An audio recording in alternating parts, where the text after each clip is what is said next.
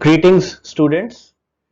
आज हम पढ़ेंगे human physiology, nerve muscle physiology का एक important topic that is excitation, contraction, coupling.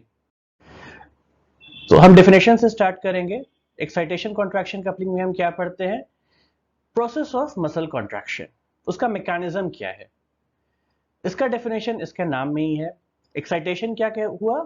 Excitation का मतलब हुआ जनरेशन ऑफ एक्शन पोटेंशियल। अब मसल एक एक्साइटेबल टिश्यू है, जब वो स्टिमुलेट होता है एक्शन पोटेंशियल के द्वारा तो वो कॉन्ट्रैक्ट करता है रिस्पॉन्स में।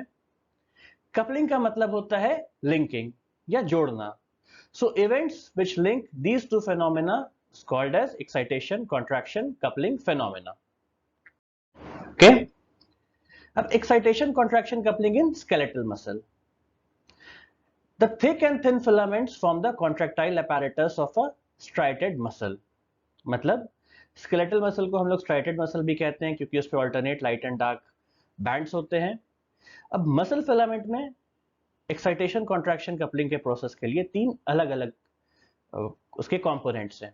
एक हो गया कॉन्ट्रैक्टाइल apparatus, एक हो गया रेगुलेटरी apparatus और एक हो गया सपोर्टिंग apparatus। तो कॉन्ट्रैक्टाइल apparatus में दो तरह के फिलामेंट्स होते हैं, thick filament and thin filaments. अब कॉन्ट्रैक्टाइल प्रोटीन्स होते कौन कौन से हैं? Actin and myosin. यही दो प्रोटीन्स हैं, आपस में इंटरैक्ट करते हैं और मसल कॉन्ट्रैक्टाइल फोर्स को जनरेट करते हैं। अब थिक फिलामेंट बनता किसका है? थिक फिलामेंट बनता है hundreds of molecules of myosin से। और मायोसिन होता क्या है? Complex acting binding contractile protein. और थिन फिलामेंट किससे बनता है? थिन फिलामेंट बनता है एक्टिन से और two types of regulatory protein molecules जो कि है ट्रोपोमायोसिन एंड ट्रोपोनिन। तो ये हो गया thick filament and thin filament का कॉन्सेप्ट। अब हम इस डायग्राम पे आते हैं। अब आप देख सकते हैं एक्टिन मॉलिक्यूल्स हैं, उसके साथ ट्रोपोनिन मॉलिक्यूल्स एंड ट्रोपोमायोसिन। आप तीनों स्ट्रक्चर देख सकते हैं डायग्राम में। अब ट्रोपोनिन तीन तरह के हैं, troponin I, troponin C and troponin T. अब ट्रोपोनिन सी क्या हुआ? ट्रोपोनिन सी नाम है क्योंकि ये कैल्शियम से बाइंड करता है, C stands for calcium. Next, troponin I. Troponin I इस पूरे apparatus को एक्टिन से बाइंड करके रखता है, लेकिन इसको आई क्यों बोलते हैं? क्योंकि ये इनहिबिट करता है मायोसिन हेड को एक्टिन से बाइंड करने में। So I stands for inhibition. And troponin T क्योंकि ये ट्रोपोमायोसिन से बाइंड करके रखता है पूरे ट्रोपोनिन को। ओके, अब एक्साइटेशन, कॉन्ट्रैक्शन, कपलिंग के लिए एक बहुत इंपॉर्टेंट सिस्टम होता है मसल सेल्स में, उसको कहते हैं सार्कोट्यूबुलर सिस्टम। सार्कोट्यूबुलर सिस्टम में क्या होता है? सार्कोलेमा यानी कि मायोसाइट का जो मेम्ब्रेन है along with the sarcoplasmic reticulum forms the sarcotubular system. It plays an important role in the internal conduction of depolarization within the muscle fiber. Excitation, contraction, coupling में एक इसका फंक्शन ये भी है कि जो डीपोलराइजेशन वेव होता है बिकॉज ऑफ एक्शन पोटेंशियल, ये इसको मसल फाइबर के अंदर तक लाता है। इसके कंपोनेंट्स क्या है? इसके दो कंपोनेंट होते हैं, एक हो गया ट्रांसवर्स ट्यूबुलर सिस्टम और एक हो गया लॉन्गिट्यूडनल सार्कोप्लाज्मिक रेटिकुलम। इस डायग्राम में देख सकते हैं, ये जो है, ये देखिए, ये है आपका ट्रांसवर्स ट्यूबुलर सिस्टम और ये हो गया आपका लॉन्गिट्यूडनल ट्यूबुलर सिस्टम। ये जो ट्रांसवर्स ट्यूब्यूल होता है, ये आप देखिएगा मसल फाइबर के ए बैंड और आई बैंड के बीच में होता है।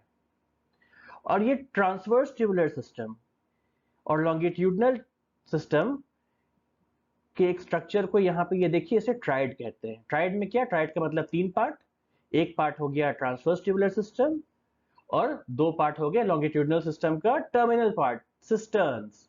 टर्मिनल सिस्टर्न, ये टर्मिनल पार्ट जो होता है लॉन्गिट्यूडनल सार्कोप्लाज्मिक रेटिकुलम का, ये सिस्टर्न बनाता है और ये तीनों पार्ट को हम लोग ट्राइड बोलते हैं। इसका काफी इंपॉर्टेंस है हमारे एक्साइटेशन, कॉन्ट्रैक्शन, कपलिंग में, आगे आप जानिएगा। अब प्रोसेस क्या है एक्साइटेशन, कॉन्ट्रैक्शन, कपलिंग का? एक्शन पोटेंशियल जो प्लाज्मा मेम्ब्रेन पे इनिशिएट होता है मसल फाइबर के, वो ट्रांसवर्स ट्यूब्यूल के द्वारा मसल के अंदर तक आ जाता है। ठीक है, it spreads rapidly on the surface as well as into the interior of the muscle fiber through the transverse tubules or T tubules. अब T tubule के टिप पे it activates the voltage gated channel called as dihydropyridine receptors. DHP receptors होते हैं जो T tubules के tip पे होते हैं, उसको ये एक्शन पोटेंशियल क्या है, एक्टिवेट कर देता है। Activated DHP receptors in turn trigger the opening of calcium release channels located on the terminal cisterns. हमने वो जो टर्मिनल सिस्टर्न देखा था वहां पे कैल्शियम रिलीज चैनल को वो ओपन करते हैं। और कैसे ओपन करते हैं हम इस डायग्राम में देखते हैं। ये देखिए, ये है एक्शन पोटेंशियल जो ट्रांसवर्स ट्यूब्यूल के कारण नीचे आ रहा है। ठीक है, ये नर्व मसल फाइबर के अंदर तक स्प्रेड हो रहा है, सरफेस पे स्प्रेड हो रहा है, और बिकॉज ऑफ ट्रांसवर्स ट्यूब्यूल ये एक्शन पोटेंशियल क्या है, change in the membrane potential, change in the charge, ये ट्रांसवर्स ट्यूब्यूल के अंदर तक आ रहा है। अब यहां पे डाइहाइड्रोपिरिडिन रिसेप्टर है। डाइहाइड्रोपिरिडिन रिसेप्टर किसको स्टिमुलेट करता है, राइनोडिन रिसेप्टर्स को। ये देखिए, ये यहां पे राइनोडिन रिसेप्टर्स है। स्टिमुलेट होने के कारण राइनोडिन रिसेप्टर्स में कन्फर्मेशनल चेंज होता है, इसके शेप में चेंज होता है। और ये आप जो ब्लू देख रहे हैं, blue dots, these are calcium ions. इसका मुंह यहाँ पे देखिए, इट इज लॉक्ड, ये बंद है। लेकिन जैसे ही राइनोडिन रिसेप्टर भी एक्टिवेट हुआ, इसका ये जो लॉक है वो खुल गया, इसका मुंह खुल गया, और कैल्शियम आयन जो है अब वो इंट्रासेलुलर फ्लूइड में कैल्शियम आयन अब बढ़ जाता है। ओके, ये है सार्कोट्यूबुलर सिस्टम का फंक्शन कि एक्शन पोटेंशियल जो जनरेट हो रहा है सरफेस पे, उसको वो नर्व मसल फाइबर के अंदर तक लाया। उसके बाद डाइहाइड्रोपिरिडिन रिसेप्टर एक्टिवेट हुआ। डाइहाइड्रोपिरिडिन रिसेप्टर क्या करता है, लॉन्गिट्यूडनल ट्यूब्यूल के राइनोडिन रिसेप्टर को एक्टिवेट करता है।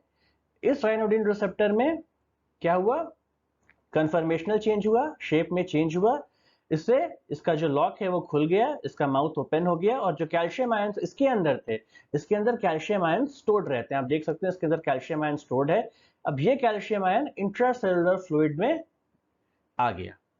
इससे अब हमारा एक्साइटेशन कॉन्ट्रैक्शन कपलिंग का प्रोसेस आगे बढ़ेगा। तो अब क्या होगा, नॉर्मल एक्टिन और मायोसिन किस फॉर्म में रहते हैं बॉडी में, इस डायग्राम में अब आप देखिए। ये है अपना हेड ऑफ मायोसिन, ये है एक्टिन। इस हेड ऑफ मायोसिन को एक्टिन के इस साइड पे बाइंड करना है, लेकिन ये साइड को देखिए, ट्रोपोमायोसिन इस साइड को बंद करके रखा है। ये मायोसिन हेड इस एक्टिन से बाइंड नहीं कर पा रहा है। और यहां पे क्या है, ट्रोपोनिन। ये ट्रोपोनिन ट्रोपोमायोसिन कॉम्प्लेक्स जो है एक्टिन के बाइंडिंग साइट को बंद करके रखा है। इस हेड ऑफ मायोसिन में दो इंपॉर्टेंट पार्ट्स होते हैं, एक होता है एक्टिन बाइंडिंग साइट और एक होता है ATP binding site. ATP is the energy currency of the cell, हम लोग सब जानते हैं। और उस एटीपी बाइंडिंग साइट में एटीपेज एक्टिविटी होता है। एटीपेज एक्टिविटी क्या हुआ, एटीपी को तोड़ने के पावर को एटीपेज एक्टिविटी कहते हैं। एटीपी टूट के क्या बनता है, ADP, adenosine diphosphate plus inorganic phosphate.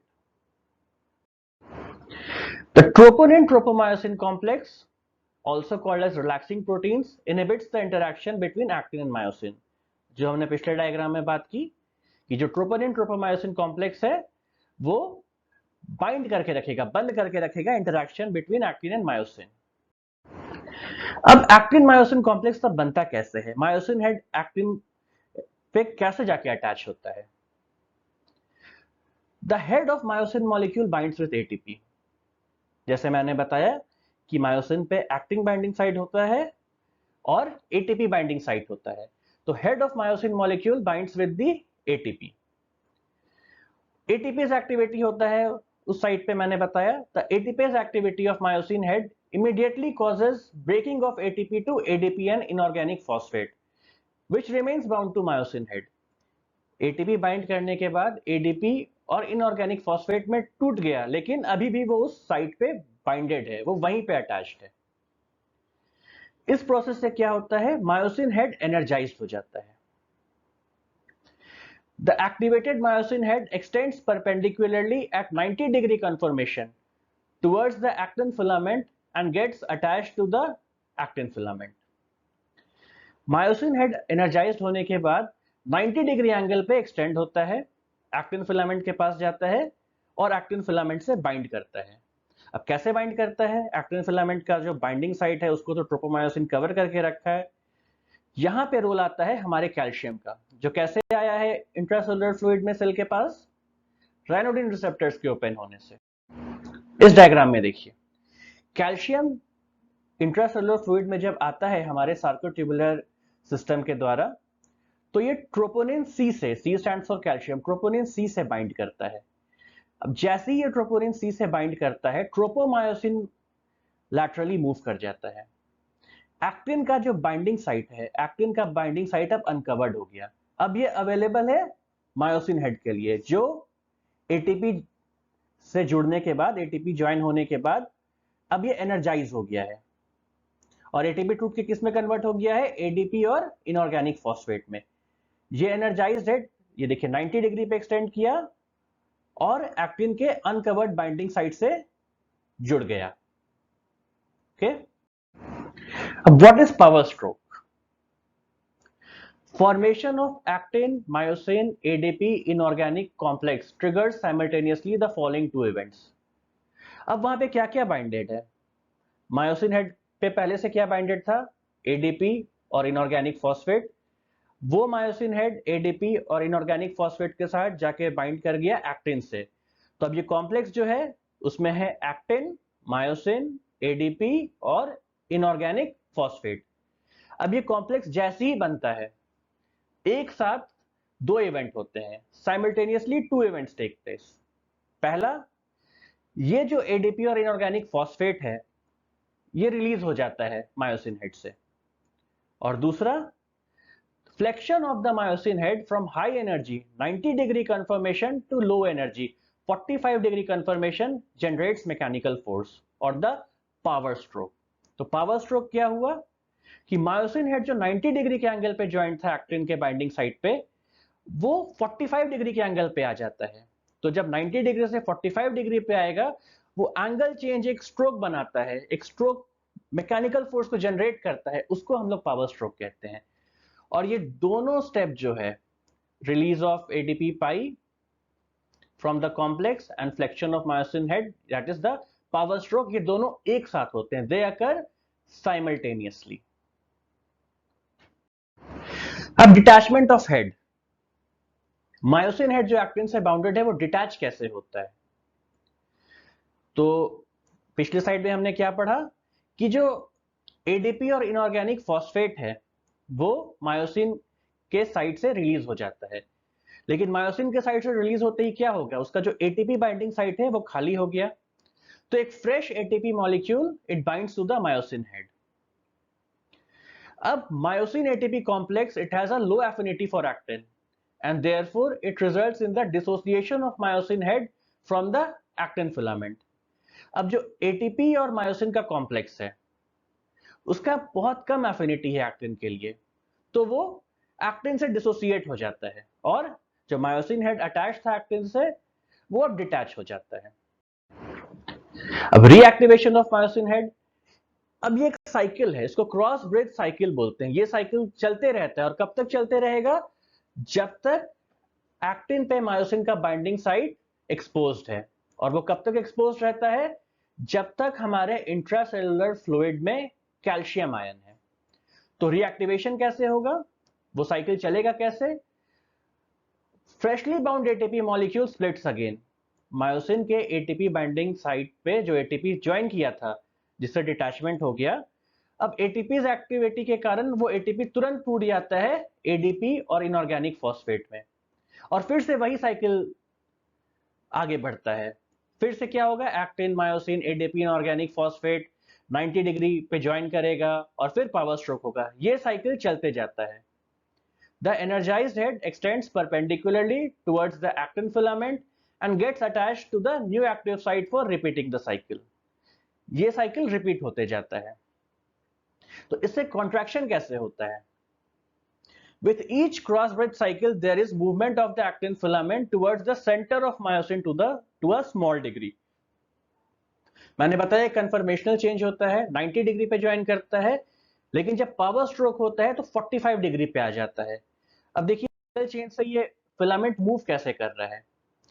ये देखिए 90 डिग्री पे बाइंड किया, 45 डिग्री पे मूव किया, ये मिड पोजीशन है. ये देखिए एक्टिन फिलामेंट आगे आ गया बिकॉज ऑफ 45 डिग्री मूवमेंट. अब फिर से क्रॉस ब्रिज साइकिल फॉर्म हुआ, फिर ये 90 डिग्री पे आके ज्वाइन करेगा, फिर ये 45 डिग्री पे जाके पावर स्ट्रोक देने के बाद डिटैच हो जाएगा. तो ये एक्टिन फिलामेंट जो है मूव करते करते यहां आ जाएगा. इससे मसल का कॉन्ट्रैक्शन होता है. Okay, now muscle relaxation. अब मसल रिलैक्स कब करेगा? जब इंट्रासेलुलर फ्लूइड से कैल्शियम बाहर चला जाएगा. कैल्शियम बाहर कैसे जाता है? Within a few milliseconds of the action potential, the calcium pump transports calcium ions present in the sarcoplasm during contraction back into the longitudinal portion of the sarcoplasmic reticulum.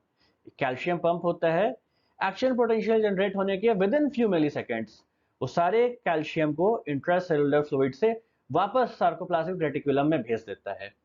इससे क्या हुआ? आईसीएफ में calcium कम हो जाएगा, तो जो calcium troponin C से जुड़ा था वो साइट फिर से वेकेंट हो जाएगा. ट्रोपोमायोसिन फिर से आके मायोसिन बाइंडिंग साइट को एक्टिन पे कवर कर देगा और ये क्रॉस ब्रिज साइकिल बंद हो जाएगा और मसल रिलैक्स स्टेट में चला जाएगा. Okay, removal of calcium from troponin restores the blocking action of troponin tropomyosin complex. वो प्रोसेस बंद हो गया and myosin cross bridge cycle closes and the muscle relaxes. So ये था एक short concept excitation, contraction, coupling पे. Okay, thank you.